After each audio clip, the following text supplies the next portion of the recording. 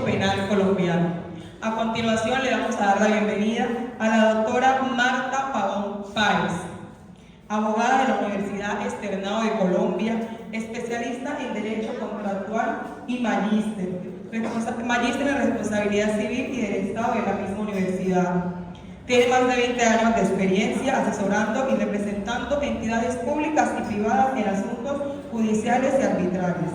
Ha trabajado con agencias nacionales de defensa jurídica del Estado, gobernaciones, empresas públicas, municipios y contratistas privados. Es socia fundadora y directora de la firma Pavón Abogados y Asociados, especializada en Derecho Administrativo y Civil. Se desempeña como docente de pregrado y posgrado de la Universidad de los Andes y de la Universidad Externado de Colombia y es conferencista nacional e internacional. Bienvenida, doctora Marta.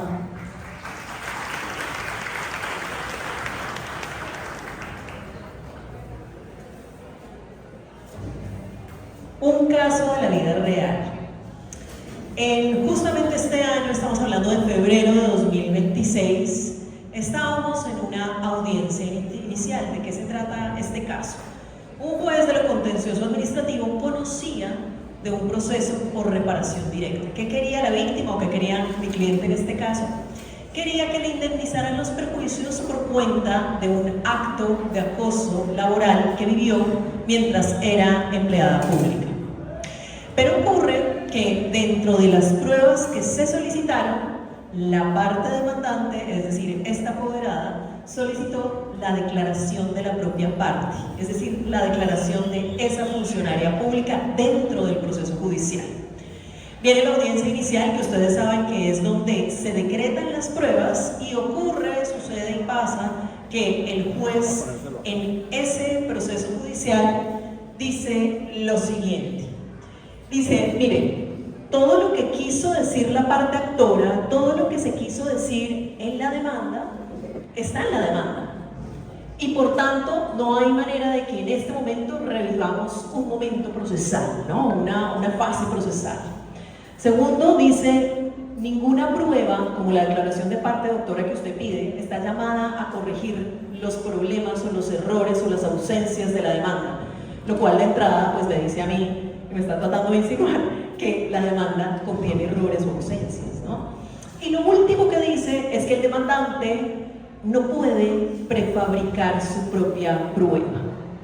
Por supuesto, frente a esto, pues hubo una sorpresa, porque lo primero que uno se pregunta es, ¿en realidad estamos aquí en 2026 o seguimos por allá en 2016 o antes o incluso estamos todavía en el medioevo? Muchas gracias por esta invitación. Mi nombre es Marta Pavón. Estoy muy contenta de estar aquí en este bello territorio. Por fin me invitó el doctor Ulises y el doctor Batalla. La verdad es que yo tenía muchas ganas de venir acá desde hace rato y por fin estoy cumpliendo uno de los sueños que tenía, realmente pisar este escenario y poder conversar e intercambiar ideas con ustedes. Muchas gracias, por supuesto, al presidente del Instituto Colombiano de Derecho Procesal, con quien nos veremos en Paipa, porque sí o sí hay que ir a los congresos. Es un momento muy importante, académico, es un momento muy importante para quienes estamos estudiando Derecho, porque todos y todas, incluso después de graduarnos, seguimos estudiando.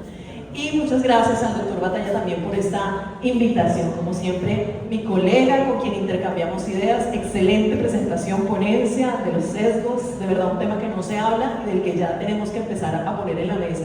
Por supuesto, muchas gracias al presidente del capítulo, a los profesores, profesoras que están acá y muchas gracias a los estudiantes que están aquí. Esta es una discusión que pareciera estar totalmente superada. Porque cuando yo me siento con muchos procesalistas me dicen, pero es que ya está la sentencia de la Corte Suprema de Justicia, ¿usted qué habla? Pero en estrados, quienes litigamos, nos damos cuenta que no está superada. Y en contencioso administrativo sí que no está superada. Así que aquí vine a traer un análisis traído de un caso de la vida real, que es este caso.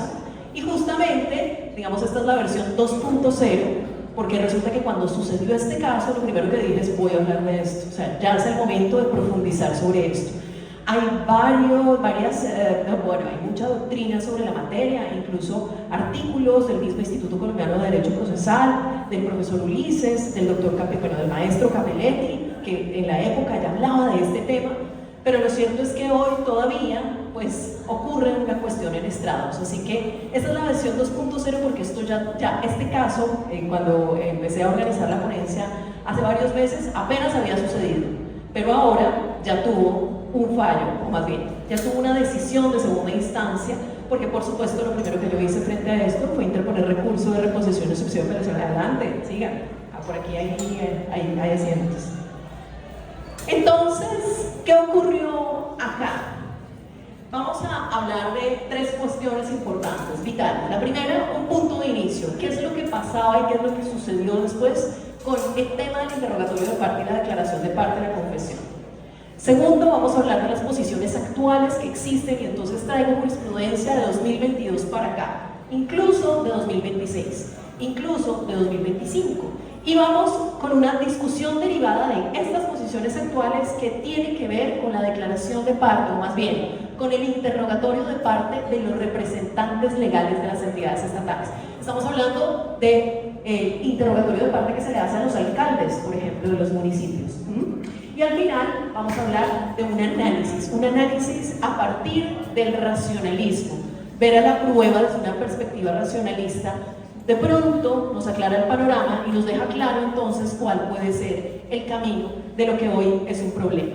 El punto de inicio, lo primero por decir es que antes, es decir, estamos hablando antes, hace más de 10 años, resulta, sucede y pasa que existía el Código de Procedimiento Civil, y en el Código de Procedimiento Civil se decía que cualquiera de las partes podrá pedir citación de la parte contraria.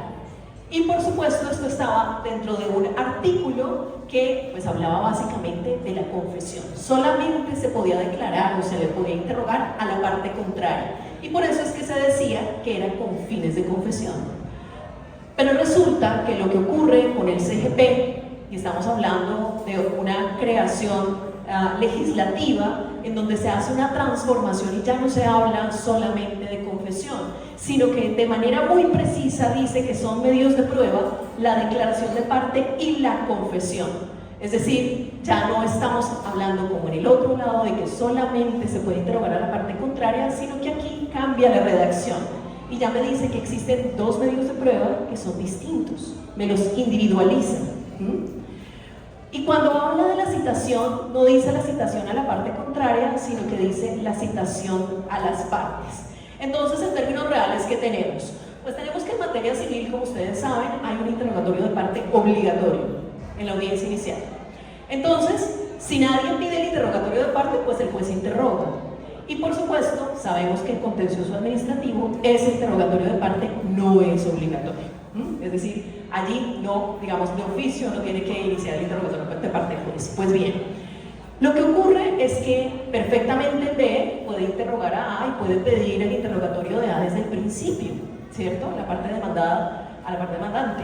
Pero la gran pregunta es, ¿y si el apoderado de la parte demandante solicita la declaración o que su misma parte narre lo que tiene que ver con el proceso? ¿Qué ocurre? ¿Qué sucede? Esa es la declaración de la propia parte. Y ahí es que está la cuestión. Pues mucho se ha dicho sobre esto, pero lo cierto es que si ustedes se ponen a mirar como medios de prueba, el interrogatorio de parte como tal no aparece como un medio de prueba. El medio de prueba aparece en confesión y aparece declaración de parte, pero no aparece el interrogatorio como medio de prueba como tal.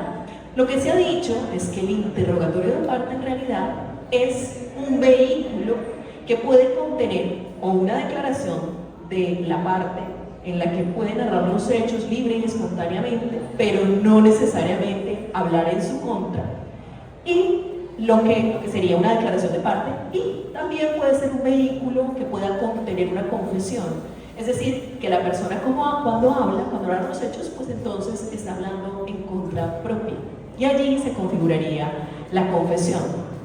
Pues bueno, si esto es así, ¿por qué se sigue negando 10 años después? ¿Y por qué digo 10 años después?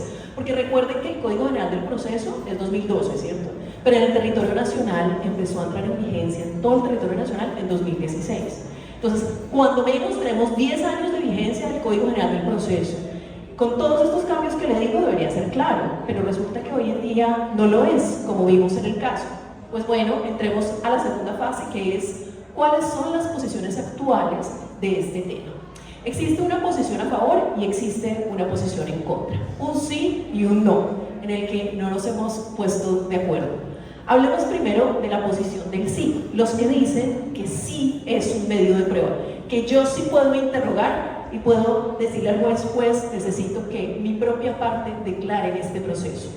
Pues los que dicen que sí, pues se parten de estas 5 premisas. Lo primero es que es un medio de prueba autónomo. Y también es así que el artículo dice varios tipos de prueba, no solamente, digamos, la confesión, dice declaración de parte y confesión por aparte, por un lado. En segundo lugar, pues porque en realidad se eliminó esa expresión de que solo se puede interrogar a la parte contraria, entonces yo puedo interrogar a mi propia parte, ¿verdad?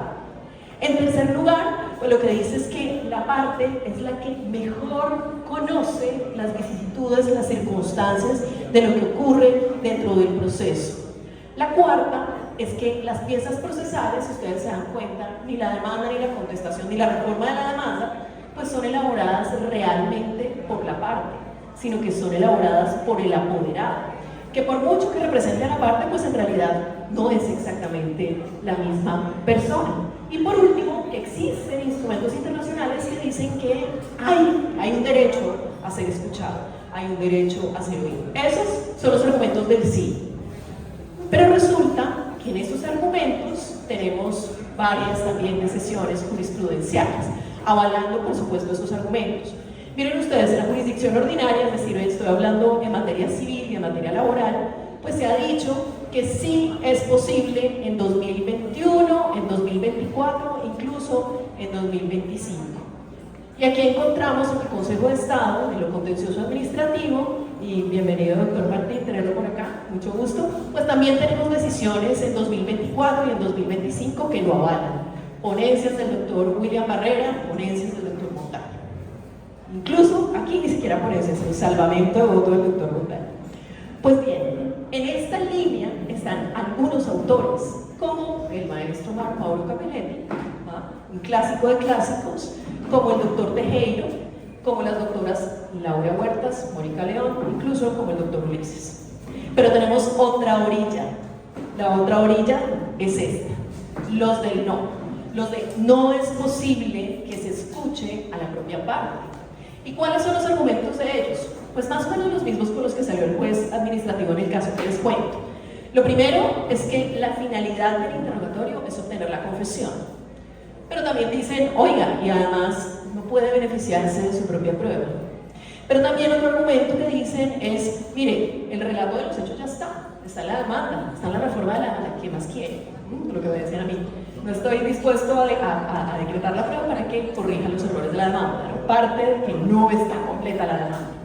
Y lo otro que dicen es que la exposición de motivos del CGP nunca se discutió el tema. Y por último, pues que la declaración de parte, por mucho que los instrumentos internacionales digan que hay derecho a ser oído, pues la declaración de parte no está como tal expresamente en esos instrumentos. Esos son los argumentos del no. Pues miren la cuestión, existe también jurisprudencia reciente que avala el no. Por mucho que allá el doctor Tejero, en Corte Suprema de Justicia, haya emitido una sentencia a favor del sí, aquí también hay decisiones del tribunal en sala civil recientes que dicen el no, 2021. Y aquí, en lo contencioso administrativo, donde tenemos un gran problema con este asunto, porque no está la sentencia del doctor Tejero, digamos, en unificación ni nada por el estilo, pues tenemos decisiones como esta de 4 de abril de 2022, en donde incluso logró anularse la prueba cuando ni siquiera era causal de nulidad, diciendo que se había decretado cuando en realidad no debía decretarse. Y algunos son los autos en la materia, que también son incluso de 2025. Entonces encontramos situaciones acá. ¿Quiénes son los autores que sostienen esta tesis? El doctor Ramiro Bejarano y el doctor Paolo Comodrio, que es un investigador muy importante de Italia. Así que tenemos posiciones por un lado y por el otro, y estos son los argumentos. ¿Qué pasa pasa con la declaración de los representantes legales de entidades estatales? Y esta es una discusión derivada de todo lo que les acabo de contar. Pues resulta que hoy ustedes encuentran una norma gemela un poco en el Código General del Proceso que también está en el CEPACA, que es el Código de lo Contencioso Administrativo. Pues bien, lo cierto es que en ambas se dice que el representante legal de entidad estatal no puede confesar. Y esto tiene sentido porque en última se estaría comprometiendo el patrimonio público. Ok. Pero además dice que como no puede confesar, pues la salida digamos sencilla frente al tema y digamos que la más lógica y lúcida, pues es que haya un informe en donde se diga perfectamente qué ocurrió. Ok. Pero ocurre que a pesar de que exista esta norma, también hay posiciones en el sí y en el no. En el sí existe la postura de la Corte Suprema de Justicia en sede de tutela, el doctor Tejero nuevamente, que siguiendo la línea de que hay declaración de parte y que es diferente a la confesión, pues hasta ahí digamos que tiene sentido, pero lo cierto es que acá dice que precisamente por esa razón nada de malo tendría en que el representante legal de entidad estatal, es decir, el alcalde, cuando es citado a una audiencia inicial, entonces asista y en su declaración pues se omita todo aquello que es en contra de la entidad, es decir, todo aquello que sería confesión. Y respecto a lo demás, pues sí se tenga en cuenta. Esto fue conocido justamente cuando se multó a un representante legal por el hecho de no haber ido a la audiencia inicial, precisamente porque había un interrogatorio de parte. Pues lo lógico es que si los representantes legales de entidades estatales no confiesan, pues no tendrían que ir al interrogatorio de parte, pero lo cierto es que aquí lo que dice el doctor Tejero es que sí debió haber ido porque podría declarar aunque no confesara. Pues bien, en esa misma posición hay un no. Y resulta que la Sala Laboral de la Corte Suprema de Justicia, frente a un caso muy similar, lo que dice es que no tiene sentido que el representante legal de entidad estatal termine declarando en un proceso judicial. Pues porque en últimas lo que significaría sería que en el fondo pues podría emitir una confesión y él no puede confesar por estricta disposición legal. Así que tenemos otra vez un sí y un no acá, otra situación compleja. Hoy en día, ¿qué hay? Pues no hay seguridad jurídica. No sabemos cómo va a resultar el juez y con qué decisión va a resultar. Pues entonces aquí entramos en un análisis racionalista de la prueba que creo que es el paso a seguir cuando tenemos ese tipo de confusiones y de visiones un poco borrosas respecto a lo que es o no es una prueba. Y aquí el gran punto es cuál es el propósito de la prueba. Quizá esa sea la clave central para poder desenrollar, desanudar este asunto. Pues bien, el propósito de la prueba es el conocimiento de la verdad, con independencia de que de pronto haya algunas escuelas que puedan pensar de manera distinta. Lo cierto es que cuando yo utilizo una prueba estoy buscando lo que en efecto ocurrió en la realidad, ¿no? Entonces hay una relación directa entre la prueba y la verdad, o por lo menos aquella verdad que yo puedo mostrar pues a partir de todo lo que llega dentro del proceso. Pues bien, quizá estemos un poco enquistados en el pasado cuando había tarifa legal, ¿sí? En donde tal vez el proceso era escritural y sí o sí solo se podía probar de cierta manera un hecho. Pero hoy lo cierto es que tenemos una libertad probatoria, ya no tenemos tarifa legal y ya no se puede excluir la prueba por el hecho de que me parezca, sino que hay exclusiones precisas. Piénsese, por ejemplo, que si nosotros estamos hablando del testigo, la tacha del testigo sospechoso, porque el hermano de la parte va a declarar y sé que tiene buenas razones para mentir, ¿qué es lo máximo que ocurre? Lo máximo que ocurre es que yo lo puedo tachar de sospechoso, pero a él no le excluyen la prueba, él de todas formas declara. Lo que pasa es que el juez va a tener que en la sentencia mirar con mayor rigor esa declaración, pero eso no significa que se vaya a excluir del proceso esa prueba. Entonces, si esto es posible, incluso en realizar la tacha a alguien que creo puede ser sospechoso y en valorarlo en todo caso, ¿por qué razón no puedo hacer lo mismo con la propia parte?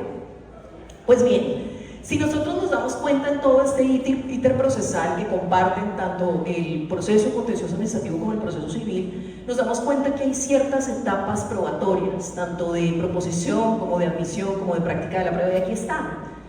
Pues miren, encontramos que en principio existe un artículo que es el 168 del CGP que me dice cuándo puedo excluir la prueba y todos sabemos que es cuando es ilícita, impertinente, inconducente o inútil. Pare de contar. Entonces no podría decir que como, oh, tengo la sospecha de que va a prefabricar su propia prueba, puedo excluirla. Taxativamente no está, no podría hacer esto. Y lo otro es que hay una valoración conjunta de la prueba. Luego entonces, si nos ponemos a pensar los argumentos, quizá haya una debilidad argumentativa de quienes piensan que no es posible la declaración de la propia parte. Y hay una debilidad argumentativa porque lo primero es que sí o sí, cuando miramos el código, sí están como dos tipos de pruebas distintas: la declaración de parte y la confesión. Y hay una debilidad en esos argumentos porque en últimas, pues yo perfectamente cuando soy juez, yo valoro en conjunto las pruebas, yo me baso solo en ellas. Luego entonces, ¿cuál es el miedo de que se decrete esta prueba y que se practique? Si en últimas yo la voy a valorar en conjunto con el resto, no va a ser la única prueba. Y también hay una debilidad porque en últimas cuando se dice, es que cuando empezamos a debatir el tema, no salió en la mesa este asunto. Pues haya salido o no haya salido, lo cierto es que el legislador no la excluyó, de manera tal que tampoco a nosotros nos es dable interpretar, menos cuando no hay tarifa legal. Y por último, pues es que cuando se dice, es que usted realizó la demanda o la reforma, o el pronunciamiento de la contestación. Lo cierto es que, y todos sabemos, quien lo hace es el apoderado, y por muy que me represente, es valioso tener la versión de la propia parte, en cierto tipo de casos en que es útil, pertinente. Así que creo que en esto sí deberíamos pensar un poco o tener una visión racionalista para ir pensando en que quizá este medio de prueba nos sirve para conocer la verdad y en ese sentido buscar entonces su práctica. En cuanto a los representantes legales, aquí sí no estoy de acuerdo con el doctor Tejero, porque ocurre que si seguimos esa línea y decimos que son dos cosas distintas, la declaración de parte y la confesión, y que perfectamente se puede la declaración de la propia parte, pues lo más lógico sería que el representante legal también pudiera declarar y pues no pudiera confesar, pero pues puede declarar y simplemente el juez se tapa los oídos cuando él esté confesando. Pero resulta que eso también tiene un problema desde el racionalismo de la prueba, y es que en la vida real y en la práctica ningún juez se tapa los oídos cuando escucha una confesión, por mucho que no la vaya a utilizar en la sentencia. Lo cierto es que ese tema de querer quitar una parte de la declaración porque está confesando y dejar la otra, pues es permitir la contaminación de la prueba. Por más de que queramos, es imposible en la práctica. Y lo otro es que en últimas se trata del patrimonio público.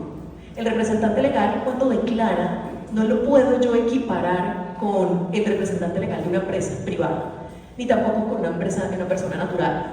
No, porque allí está poniendo en juego el patrimonio público. Y además, en la práctica, si se quiere, todos sabemos que el representante legal de entidad estatal muy probablemente poco sepa del asunto, como si podría estar en el informe. Si la solución está en la ley, ¿por qué nos complicamos? Deberíamos seguir permitiendo el informe en estos casos específicos. Luego entonces, la situación, lo que genera en últimas, es que estemos en un galimatías, porque dependiendo del tipo de juez, vamos a tener determinado tipo de decisión. A hoy, en el caso que les cuento, en esta versión 2.0 de esta sesión, pues lo que les quiero contar es que justamente una vez interpuse recurso de apelación frente a esa decisión que negó la prueba de la declaración de la propia parte en esta reparación directa, el Tribunal Administrativo decidió que en efecto era perfectamente viable.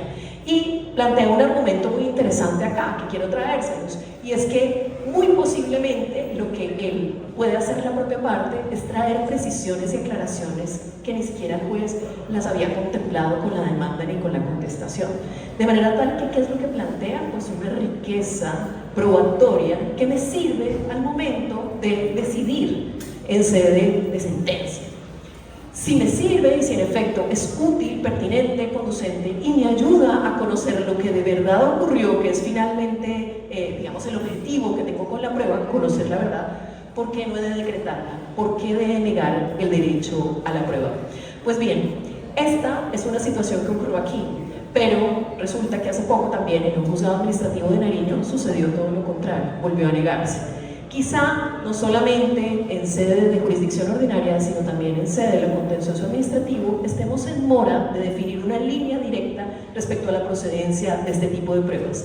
Y quizá, más allá de lo que diga la jurisprudencia, deberíamos tener una visión desde el racionalismo de la prueba para lograr determinar qué tan viable es una prueba y qué tan admisible lo es. No con base en lo que considero que sea o no, sino en lo que en realidad me aporta elementos suficientes para llegar a una sentencia absolutoria o condenatoria, pero que se comporte o que esté lo más cercana o lo más correspondiente con la realidad.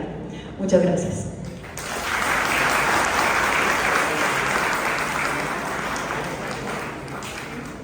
Gracias a la doctora Marta Pavón Páez por traer precisamente las barreras que existen en la actualidad de los contenciosos administrativos en materia procesal, ¿no? Y dejarnos muy puntualmente que hasta qué punto es pertinente la declaración de las partes.